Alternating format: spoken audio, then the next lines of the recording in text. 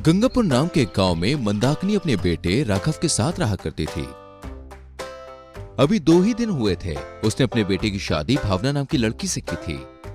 वो सब जिस गांव में रहते थे उस गांव में पानी की बहुत कमी थी। एक कुआं था जिससे सब पानी लाते थे, तो भावना की सास भी उससे कहती है कि पानी वहीं से लेकर आ जाना।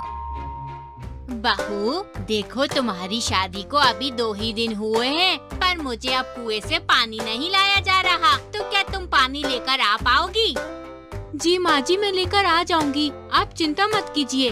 लेकिन बहू, वहाँ भीड़ बहुत रहती है। मैं सब कर लूंगी माँ जी। और फिर अगली सुबह भावना जल्दी उठकर 2 मटके कुएं पर पानी लेने पहुंच जाती है, पर वहाँ पहले से ही बहुत भीड़ होती है। ये देखकर भावना खुद से कहती है, हे भगवान, इतनी सुबह आकर इतनी भीड़, ऐसे तो दोपहर हो जाएगी, मेरा बाकी काम कैसे होगा? ऐसा करती हूँ, मैं कोई और कुएं से पानी भर लेती हूँ। फिर भावना वहाँ से किसी और कुएं की तलाश में निकल पड़ती है। गांव से थोड़ी दूर उसे कुआं दिखाई देता है। भावना बहुत खुश हो जाती है। अरे ये क्या, ये कुआं है ना, पर इस पर कोई भीड़ भी नहीं है। चलो जल्दी से इसी से पानी भर लेती हूँ। और फिर भावना उस कुएं में बाटली छोड़ देती है और पानी निकाल लेती है। लेकिन जैसे ही वो उस पानी की बाटली को देखती है, वैसे ही वो बहुत ज्यादा डर जाती है। उस बाटली में पानी की जगह खून था। हाय दैया, ये क्या, इतना खून! तभी वहाँ तेज हवा चलती है, सारे पेड़ हिलने लगते हैं और किसी के जोर से हंसने की आवाज आती है। कौन है यहाँ? मैं बहुत प्यासी हूँ, क्या तुम मुझे पानी पिलाओगी? और चुड़ैल भावना के सामने आ जाती है। भावना बहुत ज्यादा डर जाती है और वो वहाँ से भागने लगती है, लेकिन चुड़ैल उसे रस्सी से खींचकर कुएं में फेंक देती है। बचाओ! बचाओ! भावना बहुत चीखती चिल्लाती है, लेकिन उसकी कोई आवाज नहीं सुन पाता। यहाँ भावना बहुत देर से घर नहीं आई हुई थी। ये देखकर उसकी सास बहुत परेशान होने लगती है और बेटे के पास जाके कहती है, राघव बेटा, देखना, बहू सुबह से पानी लेने गई है, अभी तक नहीं लौटी है। अरे माँ, लगता है वहाँ पे बहुत भीड़ होगी, इसी वजह से उसे देर हो रही होगी। तुम चिंता ना करो, मैं अभी देख के आता हूँ। फिर राघव भावना को ढूंढने निकल पड़ता है। वो भावना को यहाँ वहाँ हर जगह बहुत ढूंढता है, पर भावना उसे कहीं नहीं मिलती। ऐसे ही कुछ दिनों के बाद 2 दोस्त नकुल और राहुल बाइक से उस कुएं के रास्ते से गुजर रहे होते हैं। तभी उनकी बाइक वहाँ पे खराब हो जाती है। चलकर जाने लगते हैं और फिर उन्हें भी प्यास लगती है। अरे नकुल भाई, तुम्हारी बाइक भी अभी खराब होनी थी क्या? पता नहीं गांव कितनी दूर है, मुझे तो बहुत तेज प्यास लगी है। हाँ, प्यास तो मुझे भी लगी है। चलो देखते हैं कहीं कुछ पानी का इंतजाम है क्या।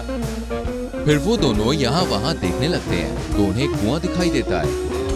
अरे नकुल भाई, वो देखो कुआं! याहू, या, हा, हा। चलो चलो जल्दी से हम पानी पी लेते हैं।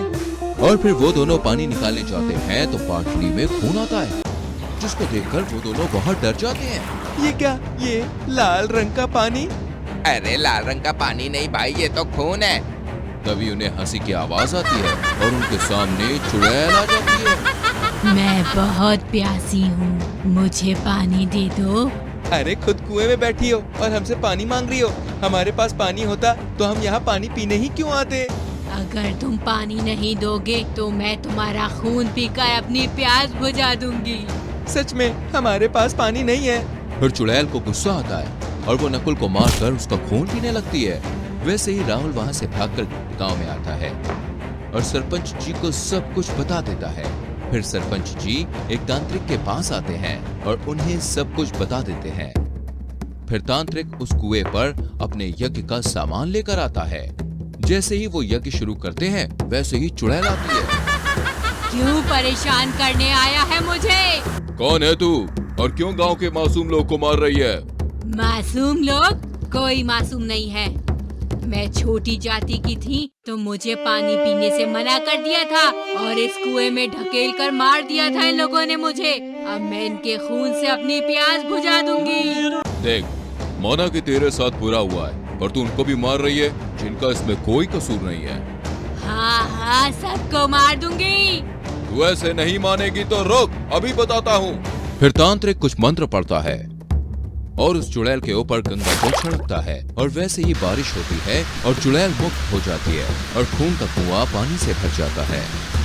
और फिर इस तरह सारे गांव को उस चुड़ैल से छुटकारा मिल जाता है और वो सब उस कुएं का पानी भी इस्तेमाल करने लगते हैं।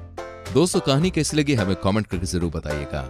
वीडियो को लाइक करके शेयर कीजिएगा और आने वाली कहानियों को देखने के लिए चैनल को सब्सक्राइब करके बेल आइकन जरूर प्रेस कीजिएगा, जिससे आपसे कोई भी कहानी मिस ना हो। मिलते हैं अगली कहानी में। अपना ख्याल रखिए। Bye bye.